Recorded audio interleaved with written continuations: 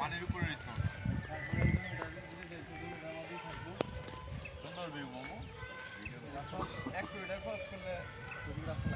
রাস্তা রাস্তা আছে রাস্তাটা ঠিকঠাক করে দিলে এটা তো রাস্তাই না এটাও রাস্তা ঠিক বলছেন। মেহেদি বয়স দিলে সুন্দর লাগতো। হ্যাঁ মেহেদি তুমি বক্তব্য দাও। আমি তাহলে বক্তব্য দিই। আমি তো সরাসরি আমরা আসছি মেম্বার সাবেক মেম্বার।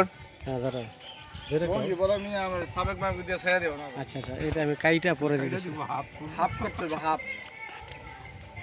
এই সুন্দর ভিডিও হেভি সুন্দর লাগছে। আমরা এখন যেখানে দাঁড়িয়ে আছি বলো ওকে হ্যাঁ বলেন। এখানে হলো কেরানীগঞ্জ উপজেলার জৈনপুর নামক জায়গায় সাতিরচর জৈনপুর গ্রাম। আপনারা এখানে দেখতে পাচ্ছেন মনোরম নদী, দলেশ্বরী একটি শাখা গ্রামের মাঝখান দিয়ে প্রবাহিত হয়েছে নদীটি। আমরা এখানে দাঁড়িয়ে আছি কড়ই গাছের নিচে। আমরা প্রায় এসে থাকি।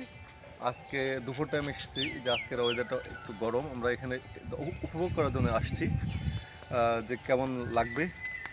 আসার পর খুবই মনোরম লাগছে, হালকা বাতাস, মৃদু বাতাস বইছে, আমাদের শরীর অত্যন্ত ঠান্ডা শীতল হয়ে যাচ্ছে, শীতল হয়ে গেছে অলরেডি। হ্যাঁ এদিকে আপনার আরেকটা গ্রাম হচ্ছে নদী, এদিক চলে গিয়েছে কালেপুর। ওই পাশটা আপনারা দেখতে পাচ্ছেন কেরানীগঞ্জের, ওইটার নাম কি? হারাকান্দি গ্রাম। তো আপনারা যদি উপভোগ করতে চান তাহলে এখানে আসতে পারেন, দেখতে পারেন।